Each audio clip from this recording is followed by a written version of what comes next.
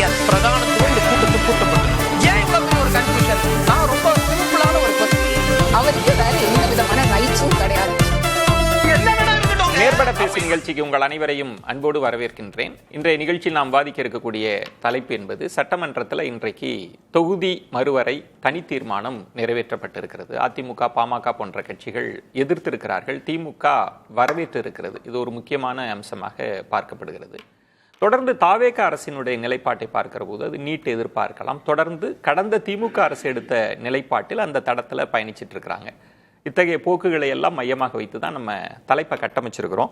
டெல்லி அரசியலை எப்படி அணுகப் போகின்றன திமுகவும் தாவேகாவும், இதுதான் தலைப்பு. நான் விருந்தினர்களை உங்களுக்கு அறிமுகம் செய்து கொடுக்கிறேன். பத்திரிகையாளர்கள் திரு ஆர்கே அவர்கள், வணக்கம் ஆர்கே. திரு சுபேர் அவர்கள், வணக்கம் சுபேர். திரு பிரியன் அவர்கள், வணக்கம் பிரியன். நம்மோடு திரு சஞ்சீவி சடகோபன், அரசியல் ஆய்வாளர், அவரும் இணைந்திருக்கிறார். வணக்கம் சஞ்சீவி. பிரியன், உங்களிடமிருந்தே தொடங்குறேன். தொகுதி மறுவரை தனி தீர்மானம் மட்டுமல்ல, சமீபகால போக்குகளை பார்க்குறப்ப தாவேக அரசு கடந்த திமுக அரசு என்ன நிலைப்பாடு, மத்திய அரசுக்கு, மத்திய பாஜக அரசுக்கு எதிராக என்ன நிலைப்பாட்டில் இருந்தாங்களோ அதே தடத்தில் பயணிப்பது போல் தெரிகிறது. இன்னைக்கு கூட தொகுதி மறுவரையில் என்ன திமுக என்ன நிலைப்பாடு எடுக்க போறாங்கன்னா அவங்களும் வரவேற்று இருக்கிறார்கள். அப்ப டெல்லி அரசியல்ல தாவேகா திமுக என்ன அணுகுமுறைன்னு புரிஞ்சுக்கிறீங்க? இல்லை, அதாவது திமுக என்னென்ன விஷயங்களில் அந்த தீர்மானங்கள்லாம் போட்டுதோ, அப்போ நீட்டு விஷயம் வச்சுக்கோங்களேன், அதுலேயே இவங்க தாவேகா ஒரு தீர்மானத்தை போடுறாங்க. இப்போ அதுக்கு அடுத்தது பார்த்தீங்கன்னா அந்த தமிழ் தாய் வாழ்த்தை முதல்ல பாடணும் அப்படின்ற மாதிரியான விஷயங்களுக்கு ஒரு தீர்மானம் வந்தது. அதுக்கப்புறம் பார்த்தீங்கன்னா இப்போது தொகுதி மறுவரை தீர்மானம் வந்திருக்கு. அப்புறம் எஃப்சிஆர்ஏ சட்டம், அதை எதிர்த்து ஒரு தீர்மானம் வந்திருக்கு. நாலுமே நீட்டெல்லாம் தீர்மானம் போட்டு நாங்கள் ஒட்டுமொத்தமாக எதிர்பார்க்கணும்னு காமிக்கிறாங்களே தவிர ஒரு கான்க்ரீட்டாக அதில் ஃபர்தராக ஒரு சாதகமான விஷயங்கள் எதுவும் நடக்கிறதுக்கான வாய்ப்புகள் இல்லை. அதுக்குள்ள ஒரு பாஜக எதிர்ப்பு அந்த பாஜக நாங்களும் அந்த லைனில் தான் இருக்கோம்னு காமிக்கிறதுக்கான ஒரு விஷயத்தை கையில் எடுக்கிறாங்க. அதுக்கப்புறம் தமிழ் தாய் வாழ்த்து போட்டதுலேயும் ஸ்பெசிஃபிக்காக அது அது அது பர்பஸை சர்வ் பண்ணுமான்றது ஒரு கேள்விக்குறி. கவர்னர் கலந்துக்கிற ஒரு யூனிவர்சிட்டி ஃபங்க்ஷனில் இனிமேல் என்ன ஆகுன்றது ஒரு முக்கியமான விஷயம். அதில் அந்த ஸ்பெசிஃபிக்கான அந்த விஷயம் அங்கே இல்லை. ஸோ அதனால் அது போட்டது எந்த அளவுக்கு சர்வாக போகிறது, அது பயன்பட போகிறதுன்றது அல்லது சாதகமாக இருக்க போகிறதுன்றது ஒரு முக்கியமான விஷயம். ஃபாரின் கான்ட்ரிபியூஷன் எஃப்சிஆர்ஏன்றது ஒரு பொலிட்டிக்கல் இஷ்யூ. ஆக்சுவலாக அது தமிழ்நாடுக்கு டோட்டலாக அப்ளை ஆகிற இஷ்யூ இல்லை. ஒரு கம்யூனிட்டியை டார்கெட் பண்ணுற மாதிரியான ஒரு விஷயத்தை கொண்டுறாங்க. அது அந்த விஷயம் பொலிட்டிக்கலாக டீல் பண்ண வேண்டிய விஷயத்த சட்டசபை தீர்மானத்துக்குள்ளே மறைஞ்சிக்கிறாங்க தாவேக்கா. அது ஒட்டுமொத்தமாக எல்லாரும் எதிர்க்கிறோன்ற மாதிரியான ஒரு விஷயத்தை கொண்டு போகிறாங்க. தனியாகவே அறிக்கை விட்டு தனியாகவே ஃபைட் பண்ண வேண்டிய ஒரு விஷயம் அது. ஆக்சுவலாக அது சட்டசபை தீர்மானம் தமிழ்நாடே எதிர்க்குதுன்ற மாதிரியான விஷயத்தை அங்கே கொண்டு போகிறாங்க. அதுவும் கிட்டத்தட்ட ஆன்டி பிஜேபி தான். பட் ஆனால் அது தனியாகவே விடுறதுக்கு புலிக்கு பயந்தவங்களாம் என் மேலே படுத்துக்கோங்கன்ற மாதிரி தனியாகவே விடுறதுக்கு பயந்து ஒட்டுமொத்த கட்சிகளையும் சேர்த்துக்கிற ஒரு விஷயத்தை நம்ம பார்க்குறோம். தாவேக்கா பாஜக எதிர்ப்புல தேர்ட் ரோல இருந்துக்கிறாங்க. ஆமாம், அப்படி பின்பக்கம் கூட்டணி கட்சிகள் எல்லாம் சந்தோஷப்படுத்துகிற மாதிரியான ஒரு விஷயத்தை முன்னாடி வைக்கிறாங்க. கடைசியாக ஃபைனலாக அந்த டீலிமிட்டேஷன் தான். அது முக்கியமான விஷயம். ஏன்னா இதில் ஸ்டாண்டர்ட்லாம் மாறி மாறி வரும்போது உங்கள் தாவேக்காவோட ஸ்டாண்ட் ரொம்ப கிளியர். இதே 543 50 வருஷமாக இருந்தாச்சு, இன்னும் 25 வருஷத்துக்கு கண்டினியூ பண்ணுங்கள். 543க்குள்ளேயே விமன் ரிசர்வேஷனை 33% கொண்டு வாங்க. இது நோ டீலிமிட்டேஷன் அப்படின்றது கிளியராக இருக்குது. அந்த பாயிண்ட்டில் தெளிவாக இருக்காங்க. இவங்க திமுகவுடைய பாயிண்ட் என்னென்னா முதல்ல நோ டீலிமிட்டேஷன் அப்படின்ற ஒரு விஷயத்துக்கு வந்தாங்க. அப்புறம் ஃபேர் டீலிமிட்டேஷன்ற ஒரு விஷயத்துக்கு வந்தாங்க. அந்த ஃபேர் டீலிமிட்டேஷனில் எல்லாரையும் கூப்பிட்டுலாம் பேசினாங்க. சதன் சீஃப் மினிஸ்டர்ஸ் எல்லாரையும் கூப்பிட்டு பேசினாங்க. பல கட்சிகள்லாம் வந்தாங்க. அந்த கூட்டத்தில் உதயநிதி விளக்கி பேசும்போது என்ன சொன்னார், அவர் பேசும்போது என்ன சொன்னார், இதே 543லேயே நிறுத்துங்க, 543லேயே நிறுத்துங்க, எல்லாம் அப்படி ஏதாவது பண்ணால் 71 சென்சஸ் தான் எல்லாமே எடுத்துக்கணுன்ற மாதிரி கணக்கு வச்சு 543லேயே பண்ணுங்க, வேற எதுவும் நீங்கள் மாற்றம்லாம் பண்ணக்கூடாதுன்ற மாதிரி அந்த மீட்டிங்கில் மட்டும் பேசினார். அதுக்கப்புறம் அந்த மசோதாவெல்லாம் எரிச்சாங்க, எல்லாம் பண்ணினாங்க. எலெக்ஷன்ஸுக்கு அப்புறம் நிலைமையே மாறி போய் இந்தியா கூட்டணியிலேருந்து இவங்க விலகி வந்த பிறகு ஒரு குரல் மாறித்து. தமிழ்நாட்டுக்கு நல்லது நடந்தால் நாங்கள் வரவேற்போம் அப்படின்ற மாதிரியான ஒரு விஷயத்த சொல்ல ஆரம்பித்தாங்க. இவங்க இந்தியா கூட்டணியில் இல்லைன்ற ஒரு விஷயமே இவங்க பாஜகவை நோக்கி போகிறாங்களோன்ற மாதிரியான ஒரு சந்தேகத்தை தோற்றுவிக்க ஆரம்பிச்சது. ஆக்சுவலாக காங்கிரஸோடைய கூட்டணியிலையும் அவங்களோட சேர்ந்து எந்த விதமான ஒரு ப்ரோக்ராமும் இவங்க பண்ணலை. லோக்சபாலெல்லாம் இவங்க தனியாகவே எல்லா விஷயத்தையும் பண்ணாங்க. கர்ப்பாம்பூச்சி விஷயத்தெல்லாம் தனியாகவே பண்ணாங்க, போராட்டத்தில் கலந்துக்கல. ஸோ அதெல்லாம் பார்க்கும்பொழுது என்னென்னா இவங்க காங்கிரஸ் விட்டு விலகி இருக்காங்க. ஒரு டீலிமிட்டேஷனில் ஒரு தமிழ்நாட்டுக்கு ஆதரவான, அதாவது தமிழ்நாட்டுக்கு நல்ல நடந்தால் ஆதரிப்போம், அரசியலில் நண்பரும் கிடையாது எதிரியும் கிடையாது அப்படின்ற விஷயத்தெல்லாம் கொஞ்சம் அப்படி கசிய விட்டாங்க.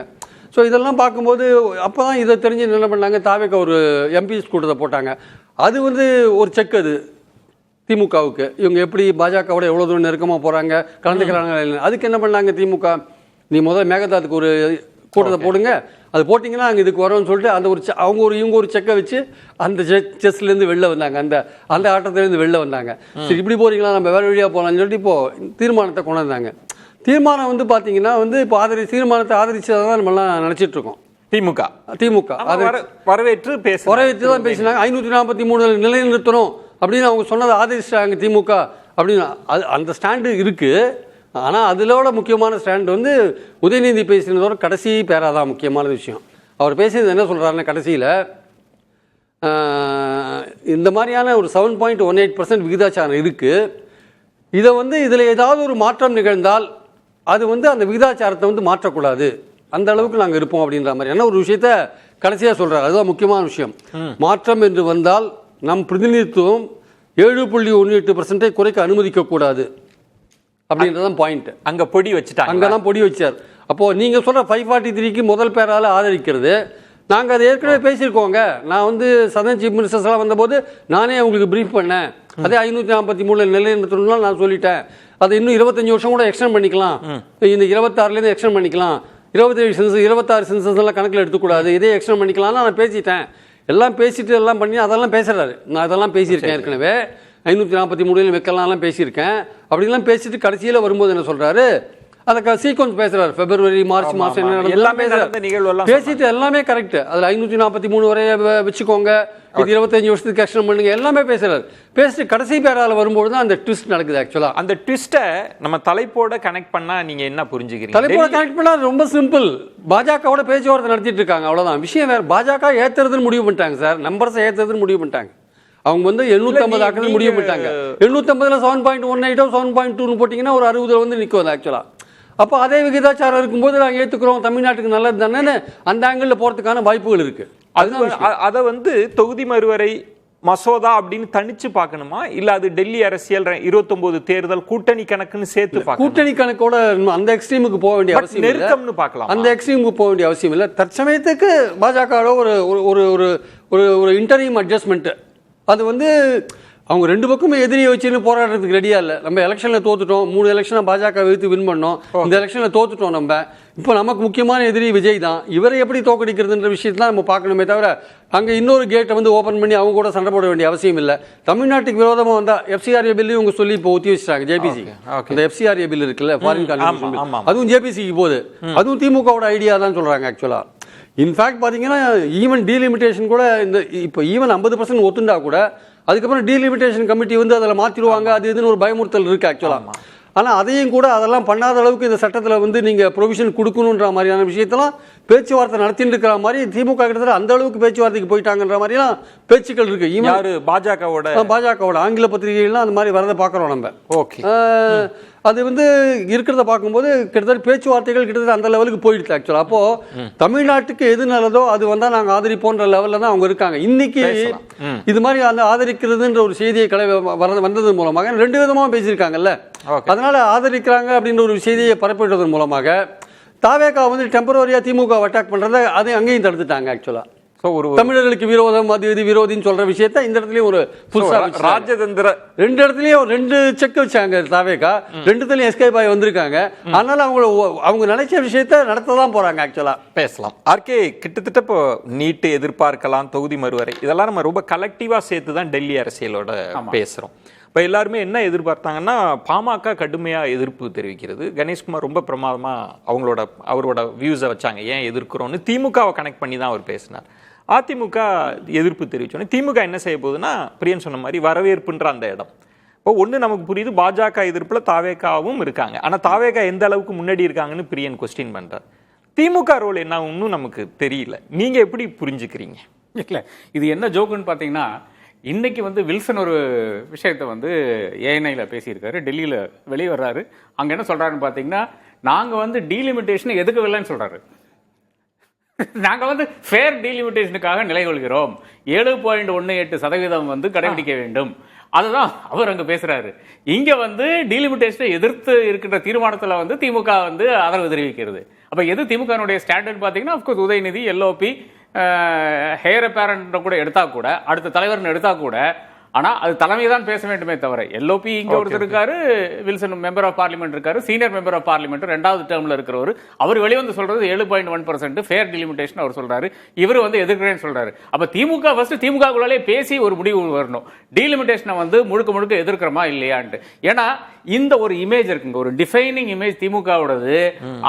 மு.க. ஸ்டாலின் தேர்தலுக்கு முன்னால அந்த டீலிமிட்டேஷனுடைய பில்ல கொளுத்துறது தான் டிஃபைனிங் இமேஜா இருக்கிறது. அதுல இருந்து நீங்க என்னதான் மாறினாலும் அதை எக்ஸ்பிளைன் பண்ண மக்களுக்கு முடியாது. விஜய் ரொம்ப சிம்பிளா தான் பேசுறாரு, நாம எல்லாம் பார்த்திருக்கோம். நேத்து எதிர்த்தாங்க, இன்னைக்கு வந்து ஆதரிக்காங்க, முடிஞ்சு போச்சா? இவ்வளவுதான் நடக்க போறது.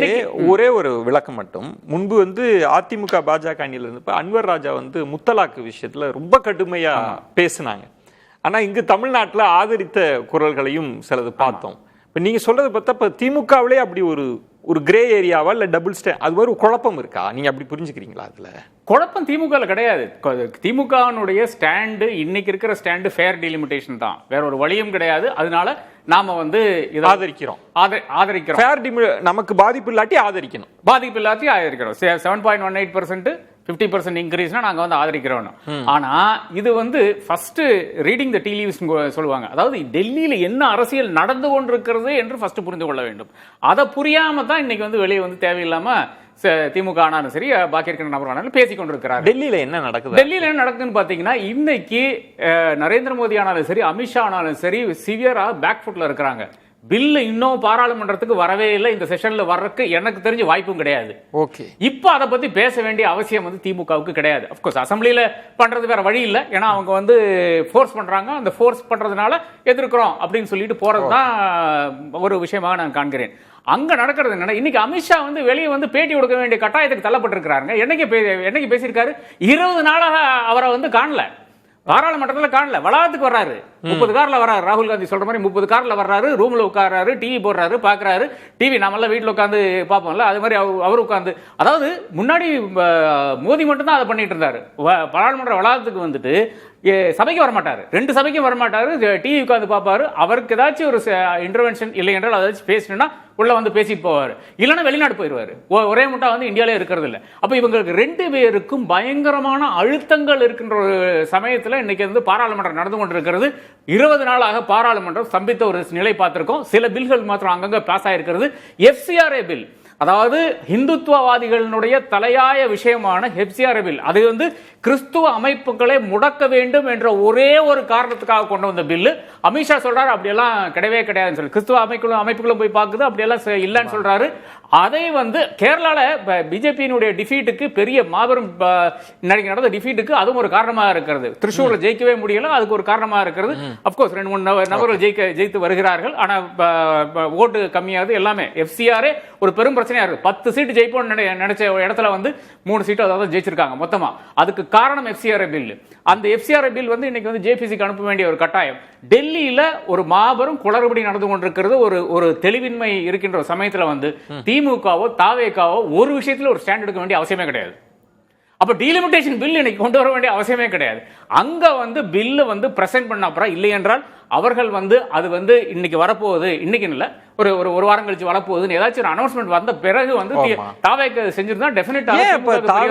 அப்போ தனி தீர்மானம் கொண்டு வர வேண்டிய அவசியம் என்னன்றத திரு EPS அவங்க பேசினாங்க, பிரேமலதா விஜயகாந்த் அவர்கள்லாம் பேசினாங்க. ஏங்க வராத மசோதா அதுல என்ன இருக்குன்னே தெரியலன்னு. ஆமா, அப்ப முதல்வர் என்ன நினைக்கிறார்? நான் பாஜக எதிர்ப்புல நான் ரொம்ப தீவிரமா இருக்கிறேன் அப்படின்னு நீங்க சொல்ல விரும்புறாரா? அதுக்காக கொண்டு வராங்களா? இல்லங்க, டெம்ப்ளேட்டுங்க. அதாவது இந்த அசம்பிளில என்னென்ன பண்ணணும்னு சொல்லிட்டு ஒரு டெம்ப்ளேட் வந்து யாரோ செட் பண்ணி கொடுத்தாங்க.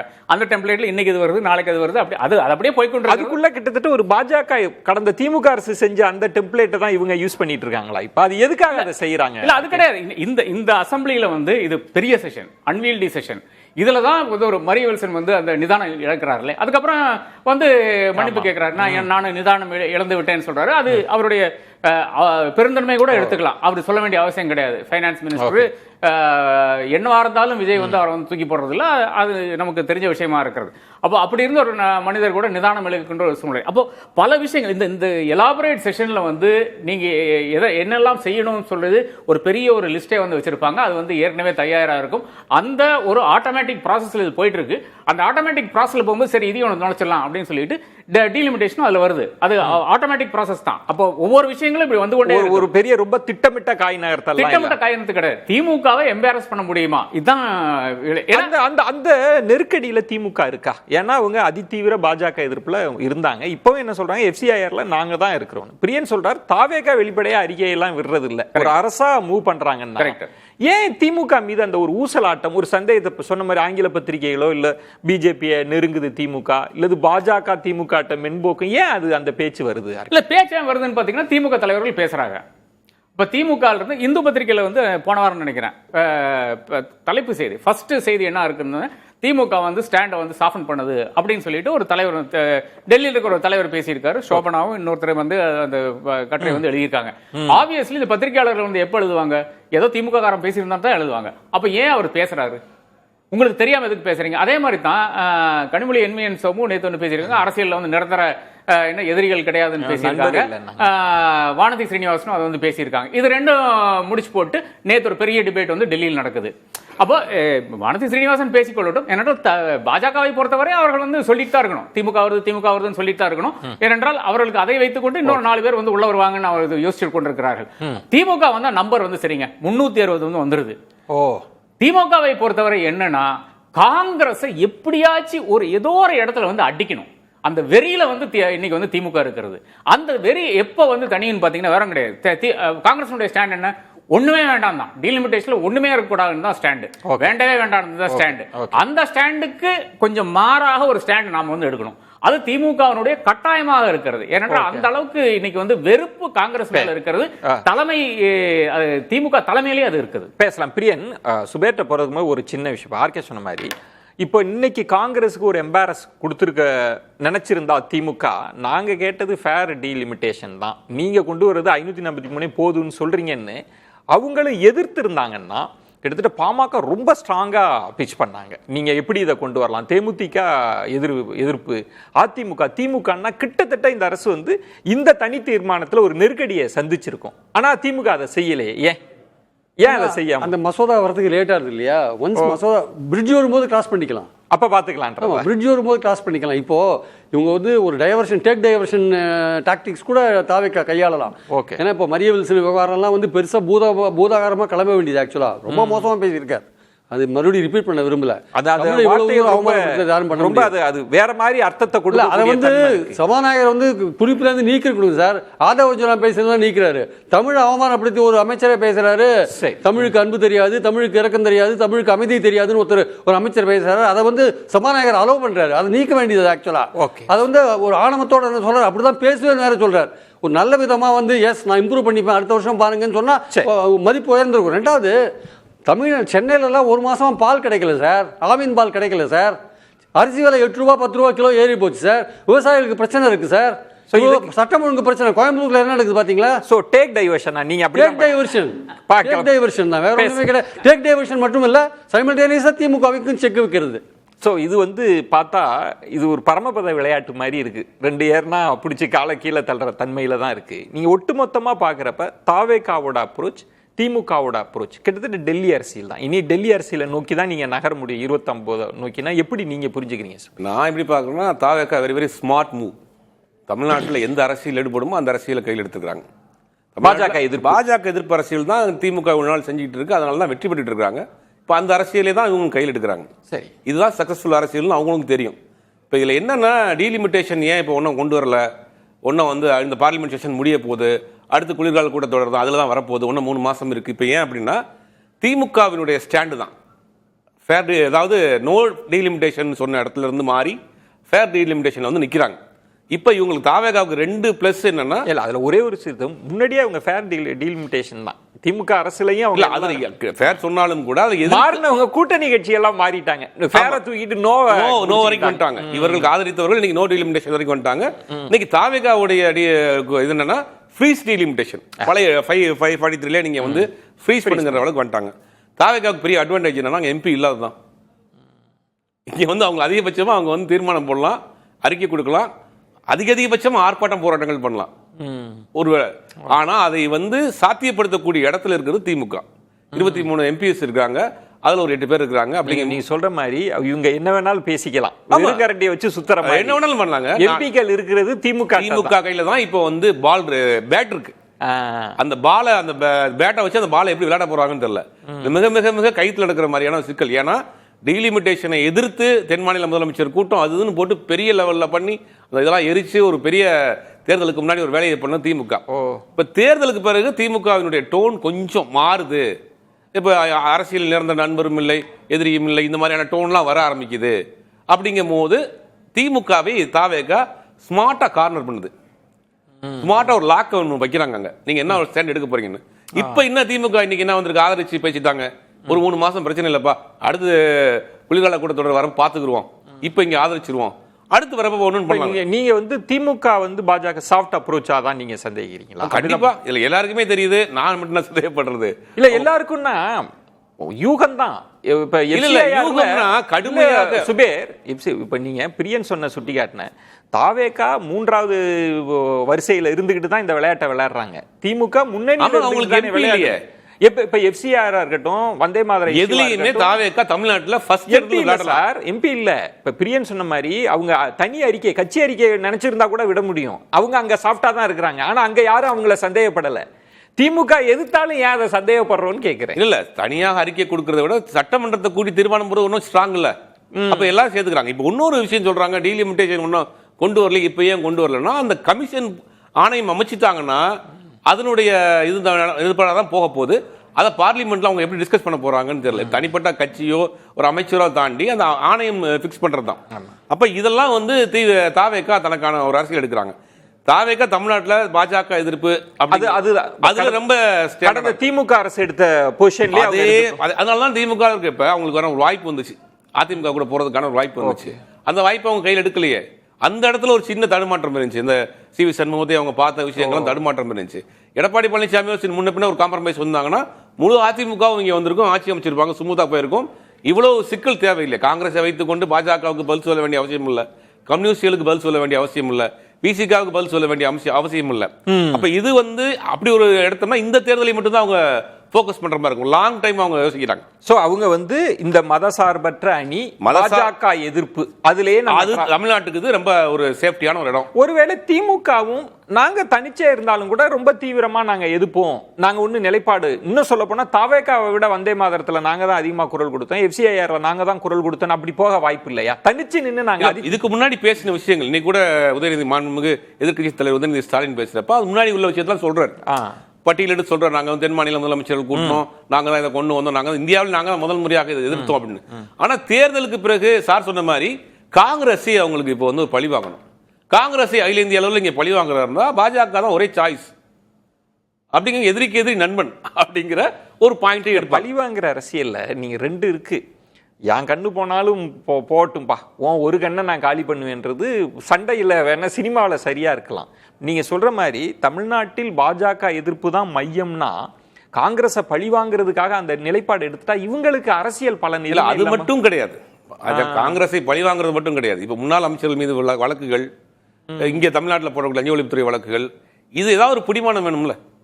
பாஜக கூட ஒரு இணக்கமான ஒரு சூழ்நிலை உருவாக்கி கொடுத்தா அவங்க விரும்புவாங்க. ஏன்னா இப்போ உடனே தேர்தல் கிடையாது, அடுத்த தேர்தல் வந்து ஒரு 3 வருஷம் இருக்கு. இந்த பீரியட கடக்கிறது, இந்த பீரியட அப்படியே வந்து ஸ்மூத்தா கடத்திட்டு போற வழக்கு எடுக்கலாம். இன்னைக்கு சட்டமன்றத்திலேயே திமுக எம்எல்ஏக்கள் பேசுறத பாக்குறோம். நம்ம ரொம்ப ரொம்ப சொல்ல போனா தாவேகா எம்எல்ஏக்கள் இவங்களை எப்படி ஃபேஸ் பண்ண போறோம், ஃபர்ஸ்ட் டைம் வந்திருக்கிறோம், அவங்களாம் சீனியர்ஸ், பழந்தன்னு கொட்டப்பட்டவங்க, இவங்களை எப்படி ஃபேஸ் பண்ண போறோம்ங்கிற இடத்துல அவங்க ரொம்ப சாஃப்டாவே போயிடுறாங்க. இப்ப ஓகே, எதுக்கு ஒரு மோதல் போக்கை கடைபிடித்துக் கொள்ளணும் அப்படின்றதுல திமுக தரப்புலேயே இறங்கி வந்தாங்க இங்க இருக்கக்கூடிய தலைவர்கள். அது உதயநிதி ஸ்டாலின் போன்ற பெரிய முன்னணி தலைவர்கள் தாண்டி அடுத்த கட்ட தலைவர்கள்லாம் கொஞ்சம் சாஃப்டாவே இறங்கி வர்றாங்க. முக்கியமான ஒரு வார பத்திரிகை கூட அதை பத்தி பேசிட்டு ரொம்ப மன வருத்தத்தில் இருக்கிறாங்க. அது மாதிரியான முக்கிய சீனியர் நிர்வாகிலாம் கூட அதை அந்த ஒரு சட்டசபையை வந்து வேற மாதிரி கொண்டு போயிட்டாங்க, சிவியரா எடுக்க வேண்டிய காரியத்தில் விட்டுட்டாங்க அப்படிங்கிற மாதிரி எல்லாம் கூட இன்னைக்கு வந்திருக்கு.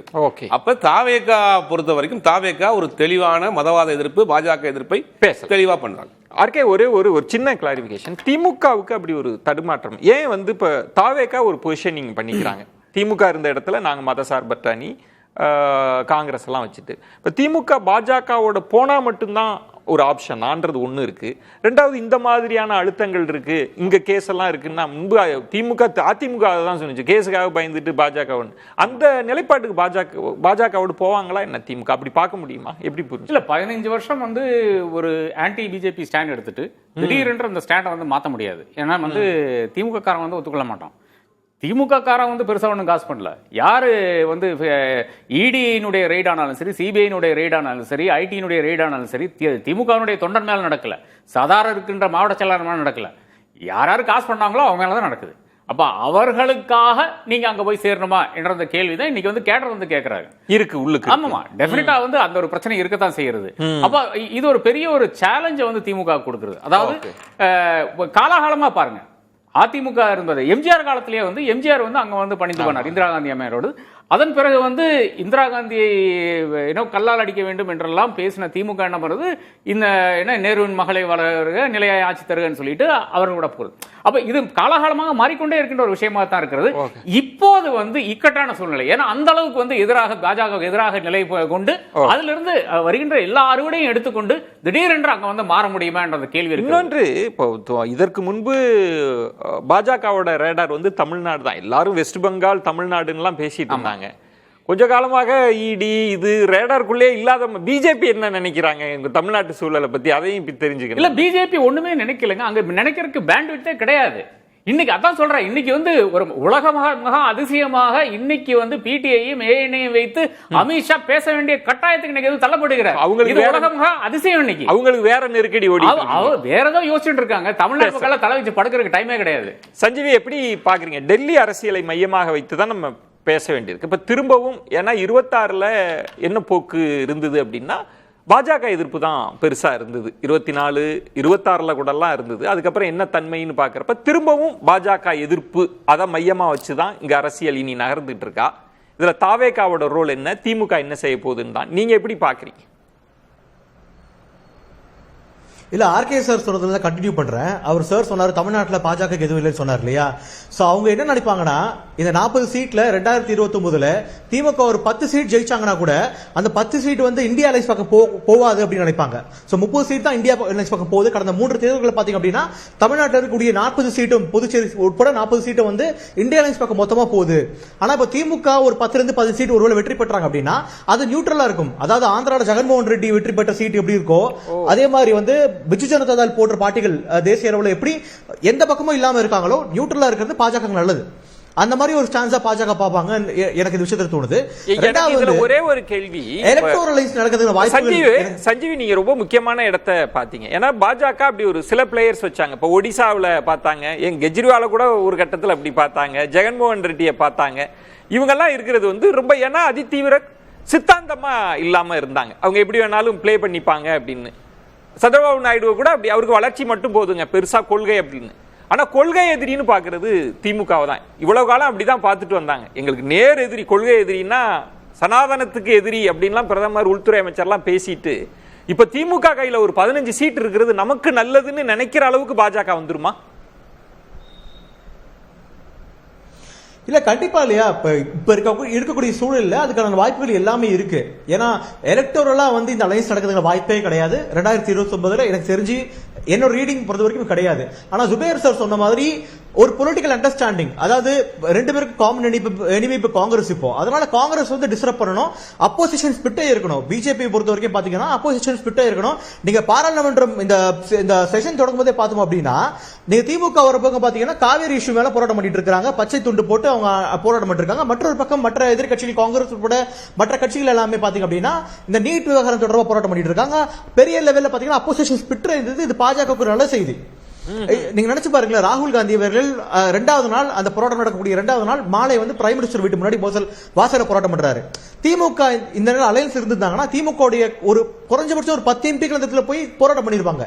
அவங்க பாஜக எதிர்ப்பை காட்டுறதுக்கு, காங்கிரஸோட நாங்க இருக்கும் காட்டுறதுக்கு. ஆனா இப்ப பாத்தீங்கன்னா அப்போசிஷன் ஸ்பிட்டே இருக்கு, வீக்கே இருக்கு. இன்னொன்னு இந்த டீலிமிட்டேஷன் விவகாரத்திலே பார்த்தோம் அப்படின்னா பல்வேறு இந்தியா அலையன்ஸ் பார்ட்டிஸே பாத்தீங்கன்னா ஸ்டான்ஸ் டிஃபரெண்டா இருக்கு. எல்லாருமே வந்து ஃபேர் டீலிமிட்டேஷன் ஒரு குறிக்கோள் இருக்காங்க. எல்லாருமே வந்து நோ டீலிமிட்டேஷன் காங்கிரஸ் சொன்னாலும் நீங்க சமாஜ்வாடி பார்ட்டியை பொறுத்த வரைக்கும் பாத்தீங்கன்னா அகிலேஷ் யாதவ் என்ன சொல்றாருன்னா அவரு டைரக்டா எதிர்க்க முடியாது. ஏன்னா அவர் யூபிஐ சேர்ந்தவர், யூபி அங்க கட்சி வச்சிருக்காரு. அவர் வந்து இல்ல எங்களுக்கு டீலிமிட்டேஷன் வேணாம் டைரக்டா சொல்ல முடியாது. அவர் என்ன கோரிக்கை வைக்கிறாருன்னா நீங்க 2027 நீங்க பாப்புலேஷன் சென்சஸ் பண்ணுங்க, அது கூட சேர்த்து காஸ்ட் சென்சஸ் பண்ணுங்க. நீங்க சீட்ஸ் எக்ஸ்பேண்ட் பண்ணும்போது நீங்க ஓபிசி எஸ்சி எஸ்டி ரிசர்வேஷன் கொடுங்கன்னு கேக்குறாங்க சமாஜ்வாடி பார்ட்டி சைடுல இருந்து. சோ எதிர்ப்புக்கூடிய ஸ்டாண்ட் பாயிண்ட் டிஃபரெண்டா இருக்கு. நீங்க ஜேஎம்எம் பாத்தீங்கன்னா ஜேஎம்எம் அதான் கேக்குறாங்க, நீங்க பண்ணுங்க வேணாம் சொல்லல. ஆனா நீங்க அதுக்கு முன்னாடி வந்து ஜார்க்கண்ட் வந்து நிறைய ட்ரைபல் ஏரியாஸ் அதிகமா இருக்கக்கூடிய ஒரு மாநிலம். அவங்க ஜேஎம் வந்து ட்ரைபல் பார்ட்டி. சோ அவங்க வைக்கக்கூடிய கோரிக்கை என்னன்னா நீங்க இந்த காஸ்ட் சென்சஸ் ஒழுங்கா பண்ணுங்க, பாப்புலேஷன் சென்சஸ் இந்த காஸ்ட் எனுமரேஷன் பண்ணிட்டு அதுக்கப்புறம் நீங்க டீலிமிட்டேஷன் பண்ணுங்க அப்படின்ற மாதிரி ஒரு கோரிக்கை வைக்கிறாங்க. இது மட்டும் இல்லாம பல விஷயங்கள் இன்னும் இருக்கு. நீங்க அசாம் ஒரு உதாரணம் எடுத்துக்கிட்டீங்க அப்படின்னா அசாம்ல டீலிமிட்டேஷன் பண்ணாங்க அசாம் அசம்பிளி எலெக்ஷன் முன்னாடி.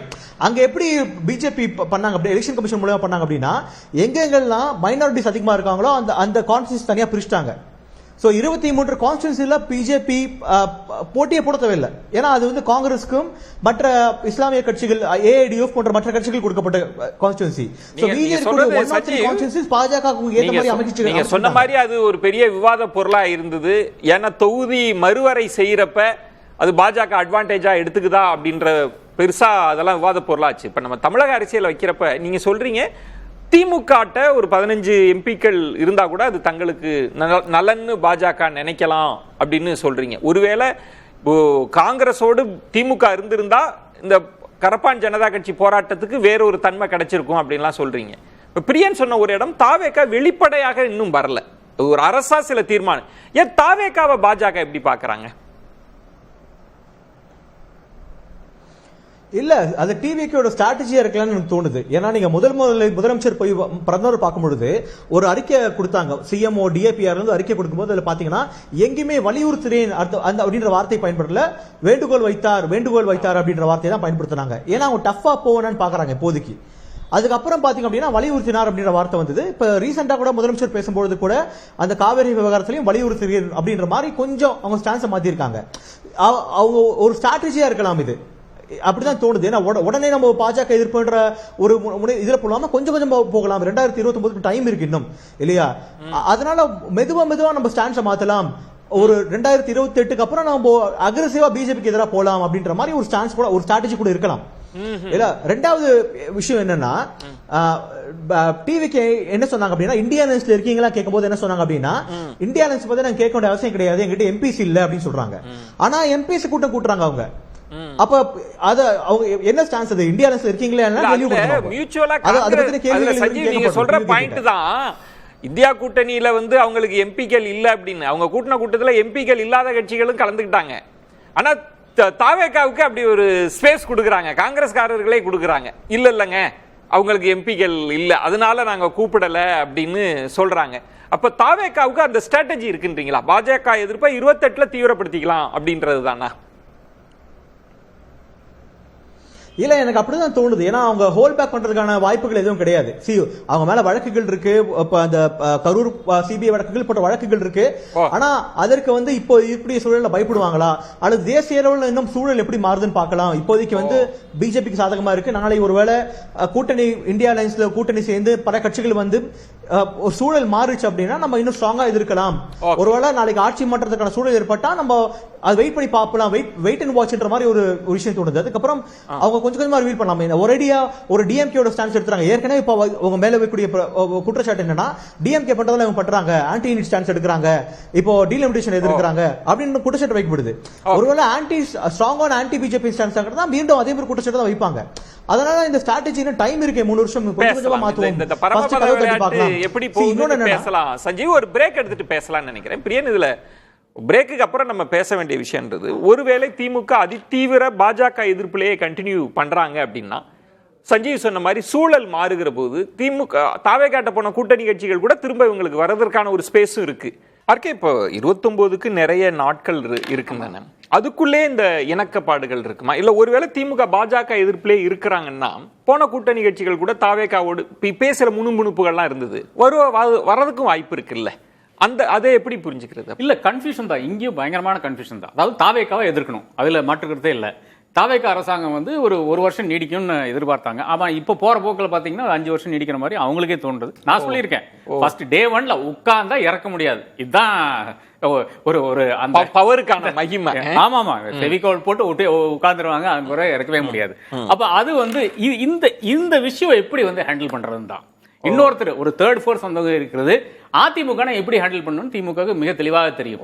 இவர்கள் வந்து ஒரு பம்பிளிங் கட்சியா இருக்குது பல விஷயங்கள்ல. இன்னைக்கு கீர்த்தனா பேசின பேச்சாலும் சரி, அமைச்சர் கீர்த்தனா பேசினாலும் சரி, மரியவல்சனுடைய பேச்சாலும் இது எப்படிங்க நீங்க கவுண்டர் பண்ண முடியும்? அதாவது அந்த அளவுக்கு வந்து இப்போ தங்கந்தனர் எந்திரிச்சு வந்து பொய்ங்கிற வார்த்தையை யூஸ் பண்றது தவறு இல்லை அப்படிங்கிறாரு.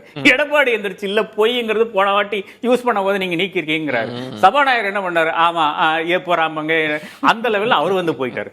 அப்போ இது ஆக்சுவலி இந்த பொய்ங்கிற அந்த டிஸ்கஷன் இருக்கு இல்லையா, அதை ஆக்சுவலா கேப்சர் பண்ணது திமுக என்ன நடந்துட்டு இருக்கு, தாவேக என்ன நடந்துட்டு இருக்கு, அதிமுக இது ஆக்சுவலா ஒரு குழப்பம் தான் இருக்கு. பயங்கரமான குழப்பம். இந்த குழப்பத்தை எப்படி வந்து நெகோசியேட் பண்ணிட்டு டெல்லியில வந்து பயங்கரமான சேஞ்சஸ் நடக்கக்கூடிய ஒரு தருணம் இப்போ உருவாகி கொண்டிருக்கிறது. ஹோம் செக்ரட்டரி வந்து எனக்கு ஐயா எக்ஸ்டென்ஷன் வேண்டாம்னு சொல்றாராமா அப்படின்னு ஒரு பதிவு போட்டிருக்காரு. ஹோம் மினிஸ்டர் வந்து சரிங்கிறாரு. ஆனால் appointments committee of the cabinet வந்து அதை வந்து இல்ல நீங்க இருந்தான்னு சொல்லிட்டு அவருக்கு எக்ஸ்டென்ஷன் கொடுக்குது.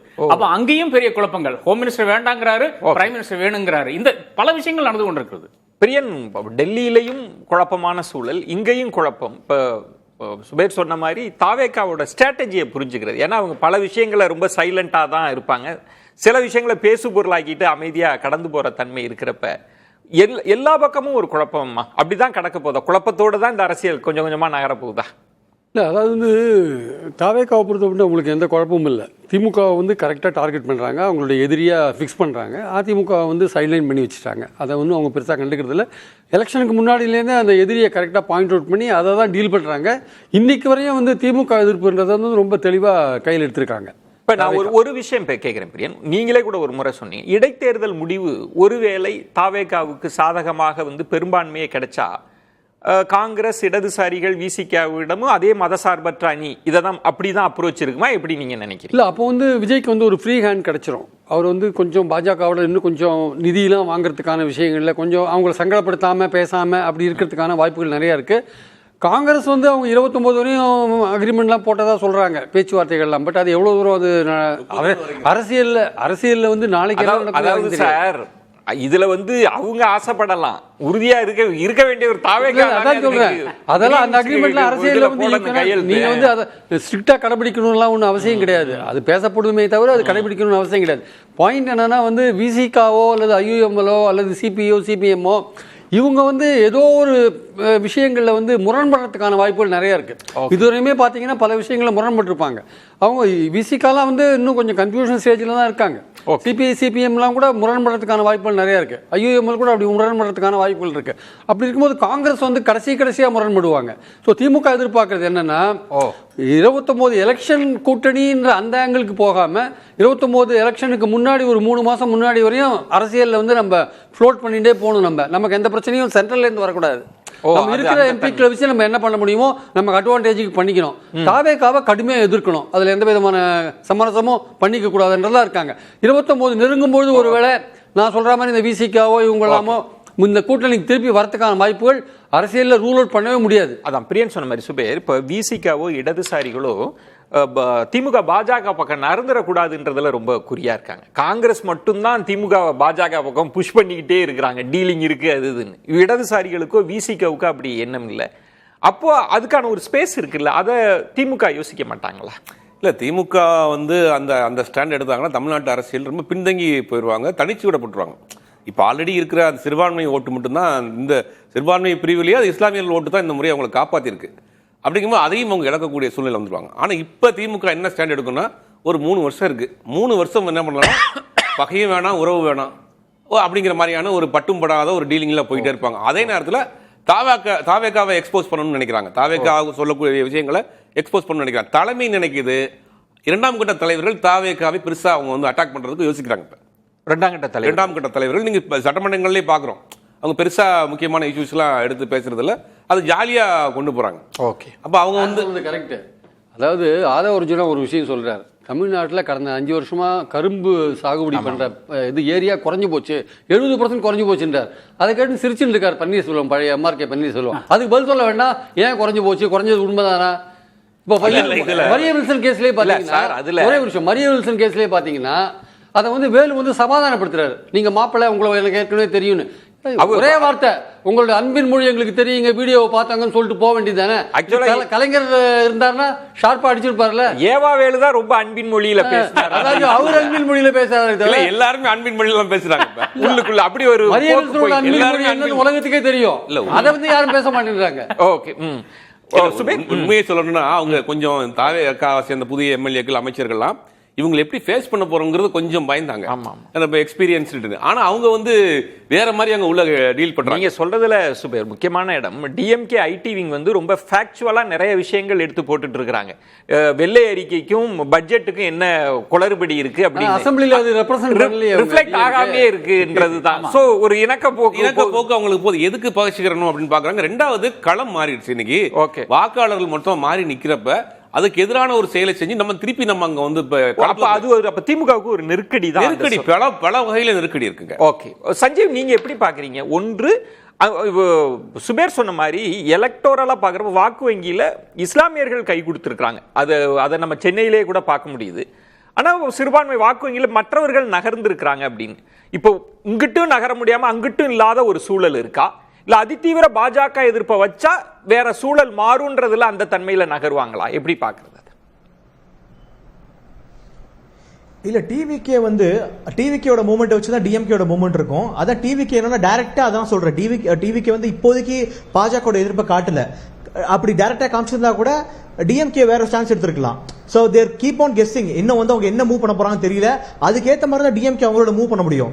அதனால இப்போதைக்கு வந்து அவங்க ஒரு வெயிட் அண்ட் வாட்ச் மாதிரி பார்க்கலாம் அப்படின்ற ஒரு இதுல இருக்காங்க. ஏன்னா அவங்க ஆட்சியில இருக்காங்க, மூடியே வச்சிருக்காங்க, வெளியில காமிக்கலன்றீங்க, கைய மூடியே வச்சிருக்காங்க தாவேகான்றீங்க.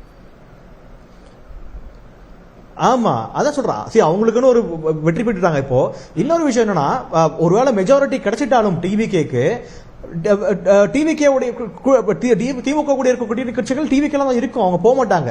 ஏன்னா மறுபடியும் அந்த பக்கம் போய் டிஎம்கே அலையன்ஸ் ஸ்ட்ராங் ஆகிறதுக்கான விஷயத்தை வந்து முதலமைச்சர் விஜய் பண்ண மாட்டாருன்னு தோணுது. ஒருவேளை அந்த மரியாதையை கொடுத்து கண்டிப்பா வச்சிருப்பாங்க. இப்போதைக்கு இருக்கக்கூடிய சூழல் படி பாத்தீங்க அப்படின்னா நிறைய சிக்கல்கள் இருக்கு. எந்த விஷயம் எடுத்தாலும் வந்து விசிகே சைடுல சப்போர்ட் கிடையாது, கம்யூனிஸ்ட் பார்ட்டிகள் சைடுல சப்போர்ட் கிடையாது மாதிரி ஒரு சூழல் இருக்கு. அது நிறைய பேர் டிவிக்கு சொல்றாங்க. ஆனா நீங்க ஒருவேளை மெஜாரிட்டி கிடைச்சிட்டா கூட நாளைக்கு அந்த கூட்டணி கட்சிகளை விட்டுற மாட்டாங்கன்ற மாதிரி தான் எனக்கு இருக்கு. அமைச்சரவையில் இருப்பாங்க, they will be part of the cabinet. இன்னும் கூட பாத்தீங்க அப்படின்னா இந்த சென்னை உயர்நீதிமன்றத்துல அந்த வழக்கு, அதாவது இந்த எம்எல்ஏஸ் மேல இருக்கக்கூடிய வழக்குகள் காரணம் காட்டி அந்த எலெக்ஷன் கமிஷனுக்கு அந்த ஹைகோர்ட் அந்த ஆர்டர் அனுப்பலாம். இன்னொரு 4 இந்த எம்எல்ஏக்கள் வந்து போயிருப்பாங்க ஏடிஎம்கேல இருந்து டிவிகே பக்கம். அது இன்னொரு 3-4 மாதங்கள் இன்னொரு 10 பை எலெக்ஷன் பார்த்துட்டு இருக்கும். அப்படி சூழ்நிலை ஏற்பட்டிருக்கும். நிறைவு சுற்று எல்லாம் சுருக்கமா சம பண்ணலாம். டெல்லி அரசியல், திமுக தாவேகா அணுகுமுறை, இனி அடுத்து வாட் நெக்ஸ்ட், எப்படி நகரும்னு நினைக்கிறீங்க? இல்ல அடுத்த வாரம் இன்னொரு என்டர்டைன்மெண்ட் வரும். எப்படி உங்களை வச்சு நாங்கெல்லாம் ஒரு என்டர்டைன் பண்ணுமோ அது மாதிரி வாரத்துக்கு இன்னும் அந்த ட்ரிபிள் கேடிசியை மாத்தலங்க அவங்க. அப்படி ஒவ்வொரு வாரத்துக்கும் ஒரு என்டர்டைன்மெண்ட் வரும். இது வந்து இது அடுத்த வாரம் வந்து சபையில இன்னொரு புதுசாக வரும். அப்படிதான் போய் கொண்டு இருக்கும்னு நான் கருதுறேன். சோ திசை திருப்பல் ஒரு சுவாரஸ்யமான இது. இன்னைக்கு எலக்ட்ரிசிட்டி பில் பாத்தீங்களா, அவன் கழுவி ஊத்தின்னு இருக்கான். அதுக்கு இன்னும் வந்து அசம்பிளியில கொடுக்கிற விளக்கமா, அது ஏதோ ஒவ்வொரு இடத்துல இருக்குன்னு சொல்றதுல வந்து விளக்கமா, அது கிடையாது இல்லையா? சிஸ்டமிக் இஷ்யூ, அந்த சிஸ்டமிக் இஷ்யூ இன்னும் படிக்காம இருக்கிறாங்க. அப்ப அந்த அளவுக்கு வந்து அதுல இருந்து திசை திருப்பணும். அடுத்த வாரம் மறுபடியும் திசை திருப்பாங்க. உள்ளாட்சி தேர்தல் வர திசை திருப்பாங்க. அதன் பிறகு அதுல பயங்கரமான அடி வாங்க போறாங்க. அதன் பிறகு புரியும். சுபே, எப்படி வாட் நெக்ஸ்ட்? இல்ல வாட் நெக்ஸ்ட்னா இந்த அடுத்த மானிய கோரிக்கை மீதான விவாதம். அதில் இப்போ ஆல்ரெடி நமக்கு வர செய்திகள்லாம் அவங்க ஒரு நல்லா ப்ரிப்பேர். ஏன்னா அதிமுகவில் எக்ஸ்பீரியன்ஸ்டான ஆட்கள் இருக்காங்க, அவங்க கவுண்டர் பண்ணுவாங்க அப்படிங்கிறதுனால ப்ரிப்பேராக இருக்கிறாங்க. இப்போ நாளுக்கு நாள் அவங்களுடைய பெர்ஃபார்மன்ஸும் சரி எல்லாத்தையும் டெவலப் ஆகிட்டு தான் வர்றாங்க. கண்டிப்பாக அது டெவலப்பாக தான் இருக்கும். டெல்லி அரசியல், தமிழ்நாடு பாலிடிக்ஸில் டேக் டைவர்ஷனை வந்து தொடர்ந்து தாவேகா செய்வாங்க, அதில் ஒன்றும் சந்தேகம் கிடையாது. ஒரு விதவிதமாக செய்யக்கூடிய வாய்ப்புகள் இருக்கு. ஆனால் டெல்லி பாலிடிக்ஸ் பொறுத்த மட்டும் அடுத்த ரவுண்டு வந்து உங்களுக்கு மசோதா கொண்டு வரும்போது தான், ஆக்சுவலாக டீலிமிட்டேஷன் மசோதா கொண்டு வரும்போது அதுதான் ஆசிட் டெஸ்ட். அந்த இடத்துல தான் 1 மாதம் ஆகும். அங்கே வந்து 1 மாதம் குளிர்கால கூட்டத்தொடர் ஜனவரியில் வரலாம். அப்போ இந்த டிஎம்கேயோட ஸ்டாண்ட் வந்து இதுதான் இருக்கும். அதாவது பாஜகவோட சாஃப்டா போற ஸ்டாண்ட் தான் இருக்கும். அதான் இன்னைக்கு விஜய் இண்டிகேட் பண்ணிட்டாரு. ஆனா இப்ப தற்காலிகமா வந்து தாவேகாட்ட இருந்து தப்பிச்சிட்டாங்க திமுக. அட்டாக்ல தப்பிச்சிட்டாங்க. சஞ்சீவ், டிஎம்கே பாஜக விரும்பலாம், ஆனா பாஜக டிஎம்கே விரும்பதான் கேள்வி எழுது. ஏன்னா எலக்டோரலி பாத்தீங்க அப்படின்னா டிஎம்கே ஒரு டிபேட் சந்திச்சிருக்காங்க. இது பிஜேபிக்கு ஒரு நல்ல செய்தி. திராவிட கட்சி இல்லாமல் வேற ஒரு கட்சி ஆட்சிக்கு வந்தது பிஜேபிக்கு நல்ல செய்தி. அதனால அவங்க என்ன நினைப்பாங்க அப்படின்னா பொலிட்டிக்கலாவும் டிஎம்கே பினிஷ் பண்ணணும்னு நினைப்பாங்க தவிர அவங்களுக்கு பதவி கொடுத்து அழகு பார்க்கணும்னு நினைக்க மாட்டாங்க. நாளைக்கு கூட்டணி வச்சுக்கிட்டு மறுபடியும் பண்ணலாம் அப்படின்ற மாதிரி கண்டிப்பா நினைக்க மாட்டாங்க. எலக்டோரலா பயன்படுத்திருப்பாங்க. டிஎம்கே எந்த அளவுக்கு வேல்யூ இருக்கும் அப்படின்னா அடுத்த 3 ஆண்டுகளுக்கு அவங்க கிட்ட 22 எம்பி இருக்க வரைக்கும் அந்த வேல்யூ இருக்குமே தவிர அதுக்கப்புறம் பிஜேபியோட உண்மையான கலர் தெரிய வரலாம் அவங்க எப்படி டிஎம்கே நடத்த போறாங்கன்னு. அதனால எலக்டோரல் அலைன்ஸ்க்கான வாய்ப்பே கிடையாது. இது ஒரு பொலிட்டிக்கல் அண்டர்ஸ்டாண்டிங்கா இருக்கும் எனக்கு தோணுது. அவ்வளவுதான். எனக்கு இந்த புலி புல்லுக்கட்டு ஆடு கதை தான் நினைவுக்கு வருது. யாரு தப்பிக்க போறாங்க, யாரை பயன்படுத்த போறாங்கன்னு விருந்தினர்களுக்கு என்னுடைய நெஞ்சம் நிறைந்த நன்றிகளை தெரிவித்துக் கொள்கிறேன். மற்றொரு தலைப்புல சந்திக்கலாம். நன்றி, வணக்கம். அது வந்து கண்டிப்பா ஏற்றுக்கொள்ள முடியாது.